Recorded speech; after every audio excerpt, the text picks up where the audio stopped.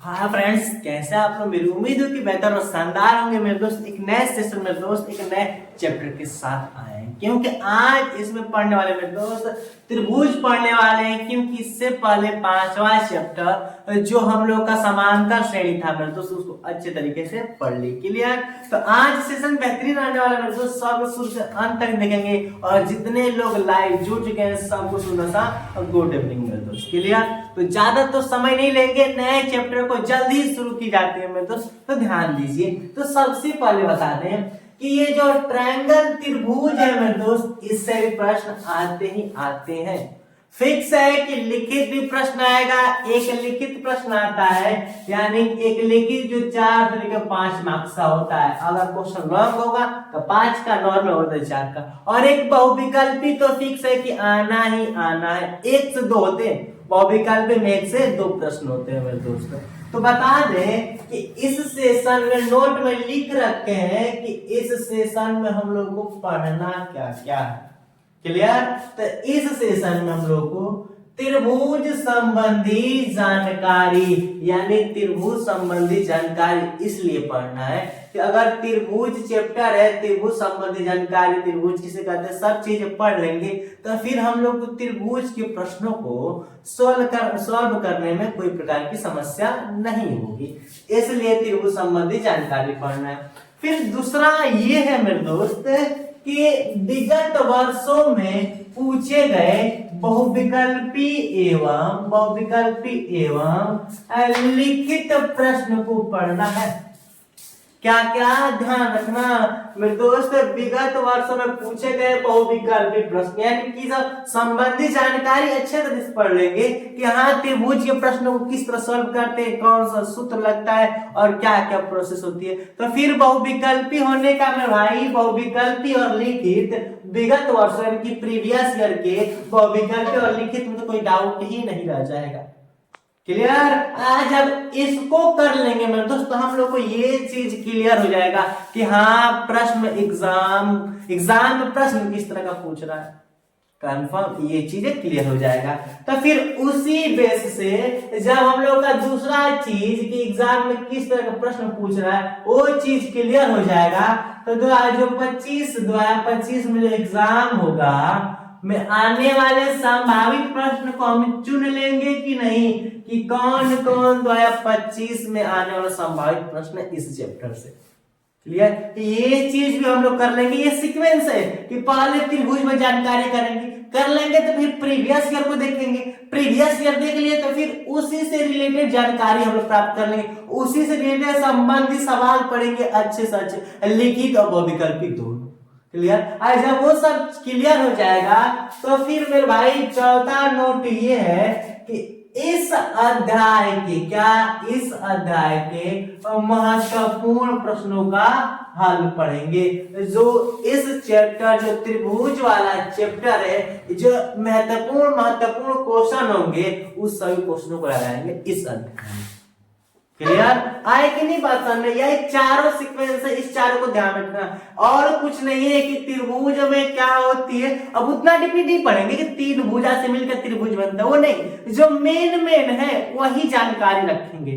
Clear. बातें आई समझ में कि नहीं, क्या इस सेशन में क्या पढ़ेंगे देखना। एक बार रिपीट कर रहे हैं सब लोग, जितने लोग लाइव वाले हैं मेरे दोस्त, सब सेशन को लाइक करो, सेशन को एक लोग को शेयर कर दो, ताकि ये नया चैप्टर एकदम इंटरेस्ट और एकदम मजेदार रहेगा, सबको अच्छे तरीके से आएगा। सब लोग शुरू से अंत तक देखेंगे। तो फिर क्या है कि त्रिभुज संबंधी जानकारी पढ़ेंगे। फिर ये पढ़ने के बाद बहुविकल्पीय लिखित प्रश्न पढ़ेंगे जो प्रीवियस ईयर का हो। फिर उसके जस्ट आज एग्जाम में आने वाला प्रश्न पढ़ेंगे। क्लियर। जो आने वाला संबंधित हो मेरे भाई। फिर इस अध्याय का महत्वपूर्ण प्रश्न है। क्लियर। रिवीजन कर दिए कि नहीं। तो ये था जो कुछ नोट में था कि चीज पता होनी चाहिए क्या इस अध्याय में हम लोग को पढ़ना क्या है, कंफर्म। तो अब मेरे दोस्त ये हो गया। तो फिर अब इसकी चर्चा करते हैं कि इस त्रिभुज संबंधी जानकारी पढ़ ले, तभी ये चारों सेशन कंप्लीट होगा, कंफर्म। तो देखते हैं आगे। तो अब मेरे दोस्त जो त्रिभुज संबंधी इंपॉर्टेंट जानकारी थी जिसके द्वारा इस प्रश्न के यानी कि इस चैप्टर के प्रश्नों को हल करने में बहुत सहूलियत मिली। वो चैप्टर क्या है ध्यान देना। जैसे कि पहली टॉपिक वही है कि समरूप आकृतियां, सर्वांगसम आकृति और थेल्सपर्म, ये तीन चीजें जिनको पता है तो फिर वो सब कुछ कंप्लीट कर देगा और कोई ज्यादा सोच विचार नहीं करनी। कंफर्म? वो क्या है? तीन चीजें, समरूप आकृतियां, सर्वांगसम आकृतियां और थेल्सपर्म। ये तीन चीज का ही तो गेम होता है। तीनों को अभी फिनिश करते हैं। देखिए ध्यान से क्या है, देखो ध्यान से। पहला नाम है, इन दोनों को अभी छोड़कर फलक पढ़ते हैं। क्या है कि समरूप। समरूप है कि नहीं? समरूप है। तो अब बताओ, सम का मतलब बराबर, बराबर। और रूप का मतलब हो गया रूप यानी कि सेम, बराबर रूप। कहने का मतलब ये है, जब कहने का सेंस समरूप आकृतियां होती कैसे हैं, तो ध्यान देना, जिनको देखने में एक ही की तरह लगे। जैसे ये भी त्रिभुज है और ये भी त्रिभुज है, तो ये दोनों आकृतियां क्या कहलाएंगी? समरूप कहलाएंगी।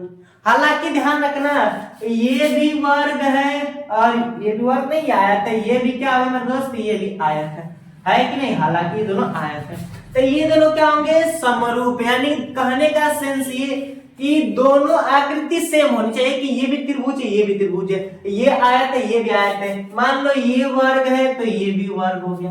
क्लियर? दोनों वर्ग, दोनों आयत, दोनों त्रिभुज। कहने का सेंस कि दोनों आकृति सेम होनी चाहिए। बस बात ये है कि आकृति का जो माप होनी चाहिए, ये बड़ियार है, छोटे, ये बड़ियार है, छोटे, और बड़ियार और ये छोटे। तो कहने का सेंस क्या निकला? सेंस ये निकला कि समरूप आकृतियां जो होती है इनका जो माप होता है वो बराबर नहीं होता, लेकिन दिखने में सेम एक ही तरह होती है। कंफर्म? जैसे एक वृत्त ये है और एक वृत्त ये है, तो एक ऐसी आकृति है मेरे दोस्त, कहोगे समरूप। कैसे? क्योंकि ये वृत्त है, ये वृत्त है, इसकी जो माप होती है बराबर नहीं होती, इसे बोलते हैं हम लोग समरूप आकृतियां। तो अब मन में ये चलती होगी कि जब हम लोग का दोनों ही वृत्त है लेकिन सेम सेम नहीं है तो समरूप हो जा रहा है। लेकिन अगर सेम सेम हो गई, कहने का सेंस ये कि मान लो, क्या मेरे दोस्त, मान लो, थोड़ा मार्कर चेंज कर लें कि ये मान लीजिए कि ये भी त्रिभुज है। चलिए सेम इसी नाप के वो त्रिभुज और दोनों सेम सेम नाप के हैं, तो क्या इसको क्या बोलेंगे? ये भी त्रिभुज है, ये भी त्रिभुज है, तब इसको समरूप बोलेंगे? नहीं, ये भी त्रिभुज है, ये भी त्रिभुज है, बात सही है, लेकिन ये जितना बड़ा है उतना ही बड़ा ये भी है कि नहीं? तो जब ऐसा कंडीशन हो तो उसमें क्या होती है? सर्वांग सम। क्यों? कि नाम ही है सर्वांग सम। क्या है? सर्वांग सम। सर्वा, देखो ध्यान से, सर्व अंग प्लस सम, सर्वांग सम। इन्हीं तीनों शब्दों से मिलकर ये बड़ा शब्द बना है सर्वांग सम। तो सर्व का मतलब होता है सभी, अंग का मतलब हो गया अंग, सभी अंग, असम का मतलब होता है बराबर। तो अब बताओ, सभी अंग बराबर, तो हर एक चीज बराबर होनी चाहिए। मैं हूं, मेरे जैसा कोई दिख रहा है और बड़ियार है, तो ठीक है कि मेरे जैसा दिख रहा है, वो बड़ियार है, तो हमारे ही जैसा दिख रहा है, लेकिन वो बड़ियार वो छोट हो गया कि नहीं? तो क्या होगा हम लोग का समरूप। लेकिन एकदम मेरा ही फोटो का तो करा तो रख दिया गया, जैसे मैं कपड़ा पहना हुआ ऐसा वो पहना है, जैसे मैं दिखता हुआ ऐसा वो भी है, जिस तरह का मेरा लंबाई सब कुछ है वैसा वो भी है। तो यानी कि सब कुछ टू कॉपी, यानी कि सभी अंग बराबर, हर एक चीज गोरा काला सब कुछ उतना ही बराबर। तो समझ जाओ कि जब इस प्रकार का सिचुएशन हो तो क्या होती है? सर्वांग सम आकृति। क्लियर? तो पहचानने के लिए आता है कि समरूप आकृतियां कैसी होती है, तो पहचान लोगे, सर्वांग सम पहचान लोगे कि समरूप आकृतियां में क्या होती है। तो देखेंगे कि हाँ दोनों त्रिभुजे हैं, लेकिन बड़ और छोट का बात आता है। और सर्वांशा में एकदम सेम का सेम, इतना बड़ा सर्कल नगरा वाला भी नहीं बड़ा होना चाहिए, छोटा बड़ा नहीं होना चाहिए। ये है मेरे दोस्त समरूप आकृतियां और सर्वांशम आकृतियां। क्लियर? तो अब मेरे दोस्त अगला जो है क्या है? थेल्सपर्म में। अब इसको हम लोग समझते हैं, तो देखिए अब मेरे दोस्त क्या पढ़ेंगे, 3 टॉपिक दिए थे हम लोग, एक समरूप आकृतियां, सर्वांशम आकृतियां और एक थेल्सपर्म, जिसमें 2 समरूप और सर्वांशम एकदम अच्छे तरीके से क्लियर कर दी। उसमें किसी डाउट किसी मेरे दोस्त को डाउट नहीं, वो डाउट हो तो कमेंट करके सर यहाँ पर दिक्कत है मेरे को, तो मुझे उम्मीद है कि कोई डाउट नहीं होगा। तो अब जो है क्या है, थेल्स प्रमेय, क्या मेरे दोस्त, थेल्स प्रमेय। तो इसका एकदम शॉर्ट बात बता रहे, छोटी सी बात, जो प्रोसेस है वही बता रहे हैं, इसको सीधा और जो डायरेक्ट नहीं बता रहे, जो डायरेक्ट बात है इनडायरेक्ट नहीं बता रहे, डायरेक्ट बात। जैसे एक त्रिभुज होती है, हालांकि थेल्स प्रमेय एक व्यक्ति थे, यानी कि थेल्स प्रमेय के देने वाले एक व्यक्ति थे जिनका नाम ही था थेल्स। थेल्स ने अपना प्रमेय दिया, अपने नाम से ही रख दिया कि थेल्स प्रमेय। जैसे मान लो मैं कोनो प्रमेय दे दिया तो नाम रख देंगे संदीप प्रमेय, है कि नहीं। न्यूटन का नियम न्यूटन ने दिया तो न्यूटन नियम डाल दिया। वैसा ही पाइथागोरस प्रमेय आती है कि नहीं, तो पाइथागोरस व्यक्ति ने दिया तो पाइथागोरस रख दिया। तो थेल्स का किया, अपने वो प्रमेय दे दिए और उस प्रमेय का अपना नाम डाल दिए, थेल्स प्रमेय हो गया। तो फिर बात ये कि वो प्रमेय है क्या, ध्यान देना कि एक त्रिभुज ABC है कि नहीं। अब कह रहा है कि इन दोनों भुजा के मध्य में एक रेखा हम D और E खींच दिए, क्लियर, D और E, जो कि B और C के क्या है, समांतर है कि नहीं। बात समझ रहे क्या प्रोसेस होती है थेल्स प्रमेय को ही बता रहे हैं। और उसके बाद ये चीज हो गया, तो ध्यान रखना, क्या ध्यान रखना कि जो ये वाली चीज होती है, ये पार्ट और ये पार्ट दोनों का अनुपात क्या होगा, बराबर होगा। ये थेल्स प्रमेय ने कहा था, थेल्स व्यक्ति ने कहा था कि त्रिभुज में ABCD है, ABC है, इसके BC के बराबर समांतर एक रेखा D और E खींच दिया जाए तो क्या बोला था, तो AD क्या जी मेरे दोस्त, AD बटा क्या होगा, DB, क्या जी, AD upon DB equal to AE upon EC अनुपात क्या होगा, यानी कि AD और BD का अनुपात, AE और C का अनुपात क्या होगा मेरे दोस्त, बराबर होगा। ये चीज को ध्यान रखना।